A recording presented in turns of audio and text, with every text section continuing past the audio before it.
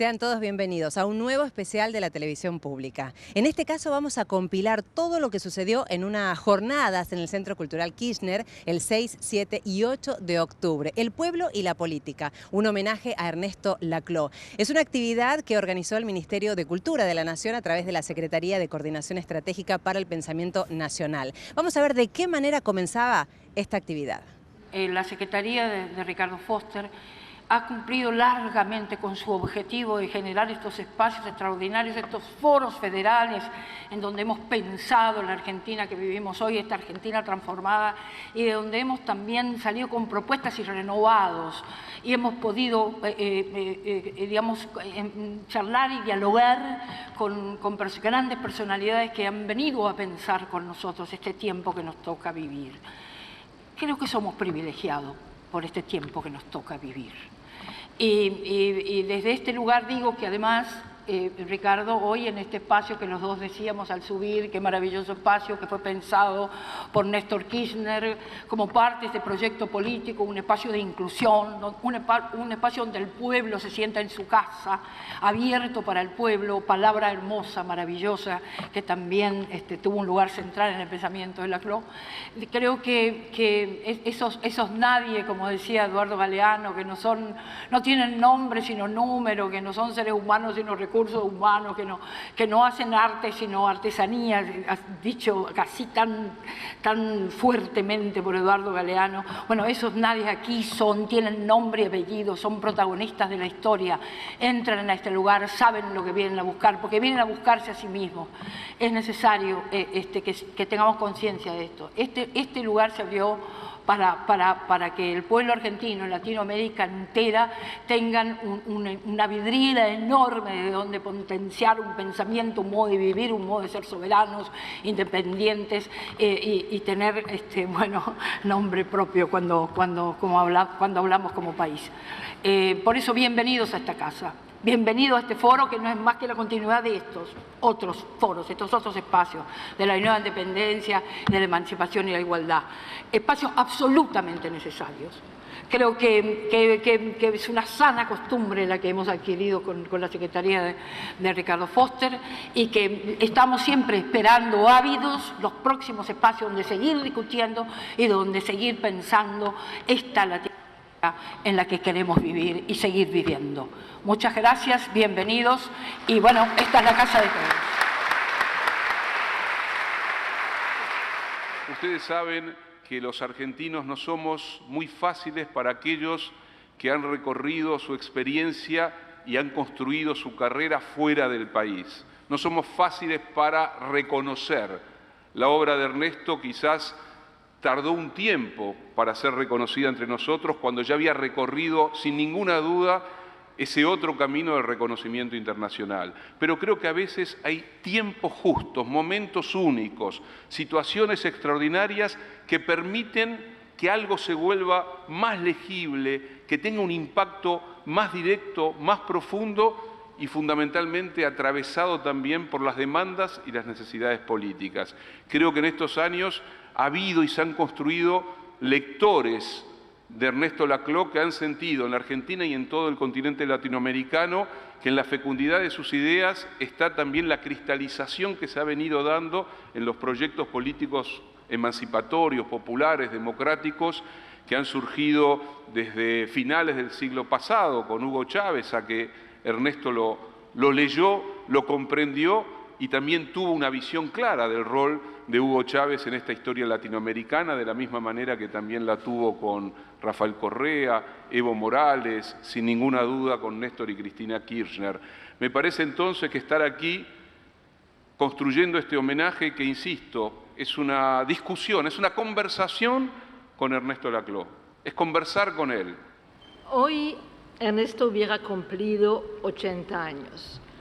2015 iba a ser un año importante para nosotros en muchos sentidos. Era 30 años los 80 años de Ernesto, 30 años de publicación de Hegemonía y Estrategia Socialista y también en un tono más personal, el 1 de mayo hubiéramos cumplido 40 años de vida en común. Bueno, no pudo ser, evidentemente me duele.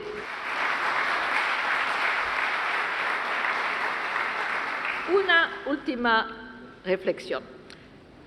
Bueno, estamos acá en Argentina en un mes que es un mes muy importante, porque va a haber unas elecciones que van a ser muy definitorias de lo que va a pasar en ese país. Y Ernesto evidentemente hubiera sido muy implicado, él hubiera sido, bueno, ya me imagino cómo hubiera estado queriendo intervenir, y se identificaba tanto con la defensa del proyecto de Néstor y Cristina Kirchner, que, bueno, hubiera sido también, digamos, durante ese año hubo momentos, pues, eso es una cosa que me hace mucha falta, porque, por ejemplo, lo que pasa en Grecia con Syriza, las elecciones, cuando hubo el plebiscito, bueno, yo tenía que estar mirando sola los resultados y estaba pensando, bueno, realmente si Ernesto hubiera estado acá, hubiéramos estado los dos apasionados. Después lo mismo con lo que pasa con la victoria de Jeremy Corbyn. Bueno, él hubiera estado muy al tanto, ¿no? Estoy segura que él hubiera estado acá en Buenos Aires trabajando. Bueno, ustedes evidentemente saben cuál es la posición que él hubiera tomado en esa lucha que tiene lugar por el momento. Y lo que quiero decir es que hay que seguir su combate. Ya sabrán lo que significa eso.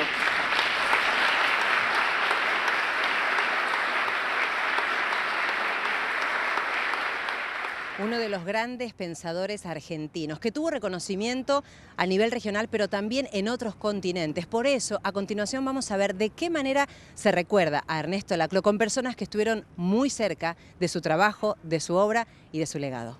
No puedo hablar de Ernesto de otra manera que como amiga. Y entonces, bueno, creo que está un poco en línea también con el pedido de los organizadores, ¿no? Y que Chantal reiteró. En el sentido de pensar en Ernesto el amigo, Ernesto humano, ¿no? Es decir, Ernesto más allá de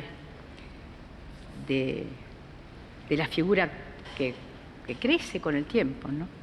Eso que se hacía en ese momento era fundar el FAU, el Frente de Acción Universitaria, que fue la primera agrupación que hubo en la Universidad de Buenos Aires de la izquierda nacional. Y a partir de la cual, ¿sí?, después hubo todo un grupo que nos incorporamos al Partido Socialista de la Izquierda Nacional con Ernesto. Ahora, yo quiero insistir sobre cómo era esa universidad y quiero insistir sobre esa asamblea, ¿sí?, en donde, esas asambleas, en donde el peronismo entraba de esta manera. Había 3 estudiantes, uno de ellos era Lelio Mármora, otro, que no me acuerdo quién era, llevaba un bombo, la escena se repetía, entraban por atrás, tocando el bombo, caminaban, llegaban a la mesa de adelante, daban la vuelta y salían corriendo y se iban. Esa era la presencia del peronismo en la Facultad de Filosofía y Letras. Entonces, en ese mundo, ¿sí?, es que Ernesto emergió como un dirigente político, yo quiero recalcar eso, como un dirigente político. Y en ese sentido es que voy a contar otra escena, que es el día en que ganamos las elecciones. O sea, ganamos las elecciones del Centro de Estudiantes y entonces cortamos la calle Viamonte, porque para los más jóvenes, hay otros que sí nos acordamos, la facultad estaba donde está hoy el rectorado, esa era la Facultad de Filo. Entonces cortamos la calle Viamonte, justo enfrente hay un bar que se llama El Coto, y estaba Platón y Sócrates, los bares, ¿sí? ¿Se acuerdan? Los tradicionales de la facultad, que por cierto acabo de ver que en el lugar de enfrente de la Facultad de Filosofía y Letras ahora no está más Platón, sino que lo que hay es un restaurante árabe, lo que habla mucho de la globalización y que a Ernesto realmente le despertaría, lo motivaría para decir un montón de cosas. Y entonces cortamos la calle y bailamos, absolutamente convencidos de que estábamos en el primer escalón de la revolución social. Yo el sentimiento lo tengo hasta ahora, nunca más en mi vida volví a sentir eso, la seguridad. Vamos hacia la revolución social.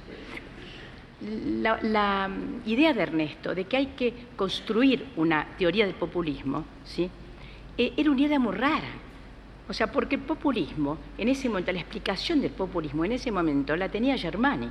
El que explicaba el populismo era Germani. Y en realidad lo explicaba como un error de la historia. Y Ernesto quería entenderlo no como un error de la historia, sino como un comportamiento, ¿sí?, de la historia, como una manera de ser de la historia, como algo, digamos, que en donde lo necesario y lo contingente, ¿sí?, habían confluido construyendo una determinada hegemonía.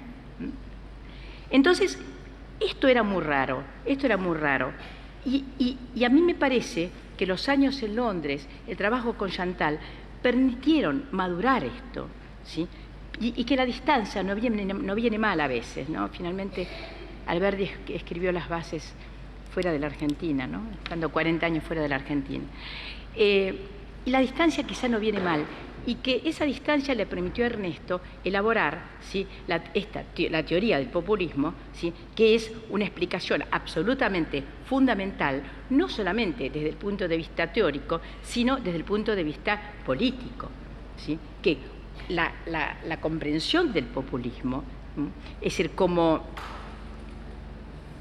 una etapa, ¿sí?, no absolutamente necesaria, pero sí posible, ¿sí?, es decir, como una etapa creativa, como una etapa reivindicativa, ¿sí?, de la historia de América Latina, me parece que es un elemento que hoy, ¿sí?, vemos que ha dado frutos, y ha dado frutos no solamente, ¿sí?, en la Argentina, sino en el conjunto de América Latina.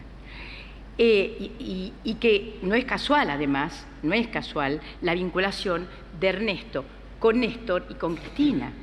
El seminario de Essex, el poderosísimo núcleo de formación y reformulación del marxismo y la teoría política contemporánea. Un intelectual heterodoxo, disruptivo, que le abrió las puertas al marxismo, le permitió liberar su potencialidad, desligarlo del determinismo histórico, de la clase social o del materialismo, y lo colocó en una nueva constelación, la del postestructuralismo. En una entrevista que le hice en Tucumán, me decía: no se trata de que yo resignifique conceptos, sino de que intento explorar sus potencialidades en nuevos contextos discursivos. Nunca los conceptos se dan aislados, sino que forman parte de constelaciones conceptuales más amplias que permiten desarrollar algunas de sus potencialidades, en tanto que otras permanecen, por decirlo así, incoadas. Eso hizo hace 30 años con Chantal. Colocó al marxismo en otra constelación.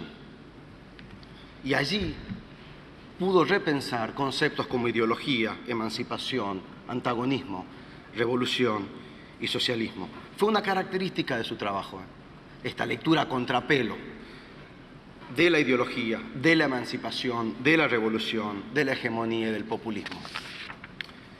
Ojo, cuando hablamos del seminario, también hablamos de un arquitecto institucional, tenía gestión.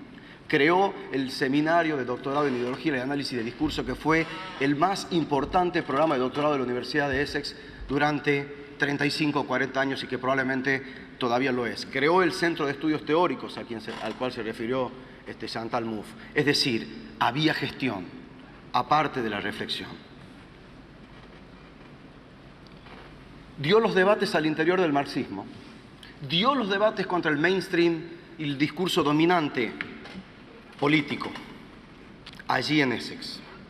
Aquí creo que está su primer gran aporte de alcance global, y es este puente entre postestructuralismo y teoría política. Constelar al marxismo con otros lenguajes. El puente son las lógicas de equivalencia y diferencia.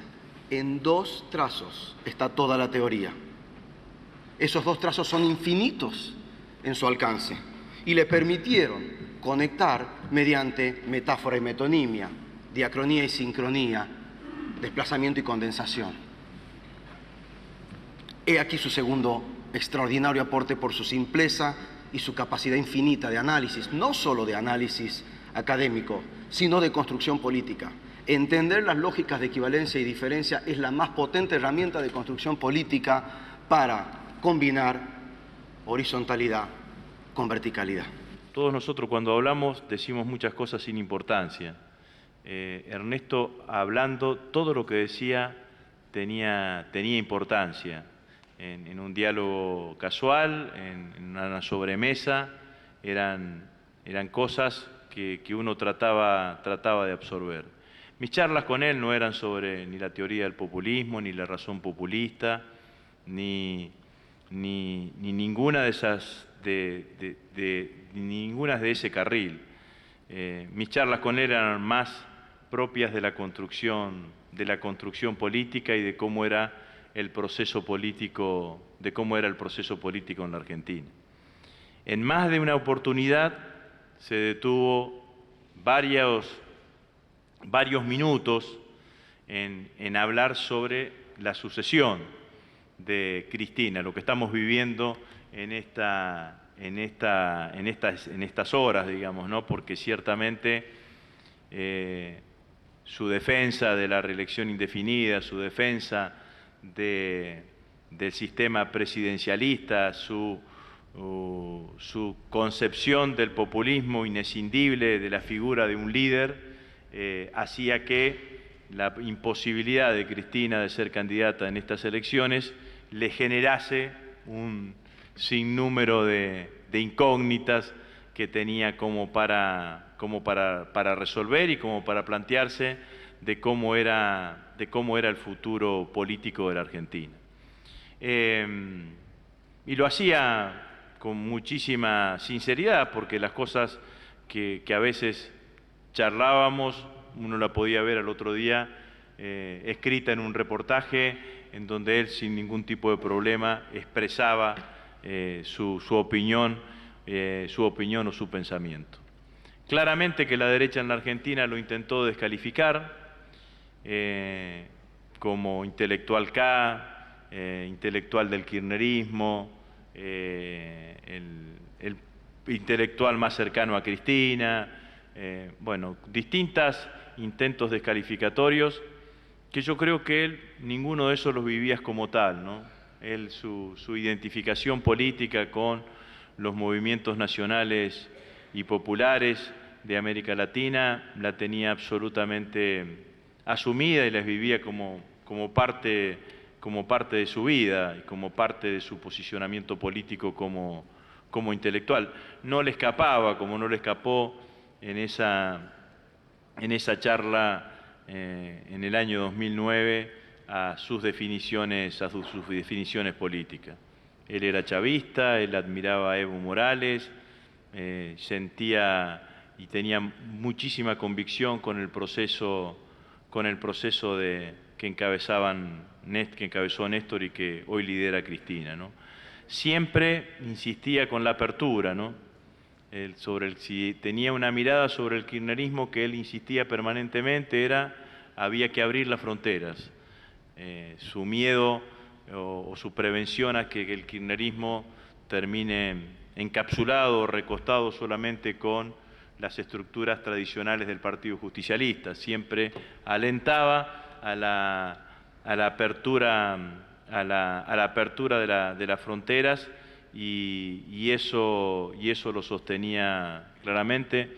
El año 2003 en Argentina y de un poquito antes otros países y un poquito después los otros, y colectivamente todos estos movimientos que florecen en América Latina venimos dando esa gran batalla por recuperar esas viejas ideas, pero ponerlas en tierra y construir una sociedad más justa, más libre y más igualitaria. Y creo que ese fue el hermanamiento que nos permitió darle vitalidad a las ideas, a los conceptos y a nuestra propia práctica política en la acción. Y hacerlo en tiempos reales y de manera real. Porque la riqueza, reitero, de esa vinculación es que se dio en los hechos. Yo me acuerdo, y para terminar, compartir una pequeña anécdota. Yo me acuerdo que cuando viajamos con Néstor a Caracas para convencerlo a Hugo de que hiciera el acuerdo de paz con Venezuela, que yo qué sé cuánto, en el viaje, eran viajes muy largos, que veníamos en el avión, él y yo solos, aviones chiquitos que veníamos charlando, y yo le conté que venía al Congreso de Ciencia Política, a la CLO, no sé qué, y fuimos charlando un buen rato del tema. Entonces me acuerdo que cuando estuvimos en Miraflores, en la cena que tuvimos con Hugo era un desesperado amante del peronismo. Todo el tiempo quería saber del peronismo, que Perón había dicho, que Perón esto había dicho. Empezamos a discutir, siempre la gran parte de cualquier discusión iba primero, obviamente, la región, Estados Unidos, la realidad, no sé qué, no sé cuánto, pero iba rápidamente a Perón, qué había escrito Perón, se había leído cosas bien cautelosamente. Y me acuerdo que en esa cena, obviamente, bien entrada la noche, bien pasado el tiempo, en un momento en la discusión, Néstor me dice, contale el politólogo ese amigo tuyo. Y yo le empecé a hablar. Obviamente, es poco creíble que se haya sido, pero ocurrió en Miraflores en una noche ahí en Santa Marta, en Caracas, en el año 2010. Porque ese momento, creo yo, este momento nos permitió estas cuestiones que uno quizás no había pensado protagonizar nunca. Que seguramente cuando yo me crucé por primera vez con los textos de allá por fines de los 80 y leía estas cuestiones, la hegemonía, obviamente no había pensado protagonizar nunca. Pero creo que fuimos capaces de hacerlos y somos capaces de hacerlos porque podemos y tuvimos, digamos, desde lo político y lo teórico, romper un poco esas barreras por entender que somos parte del mismo proceso político y que estamos acá, en este lugar y en esta América, peleando porque esos sueños se concreten, y creo yo que es el mejor homenaje de seguir por esa senda, de seguir por esa guía, es el menor homenaje que permanentemente le podemos hacer a ese gran político y ese gran teórico contemporáneo que es Ernesto Laclau. Muchísimas gracias. Momento de hacer una primera pausa en este especial, El pueblo y la política, homenaje a Ernesto Laclau. Recuerde que usted también puede participar. Hágalo a través de la etiqueta en las redes sociales con el numeral El pueblo y la política, y también va a ver reflejado su comentario, su visión en nuestras pantallas. Breve corte, ya venimos.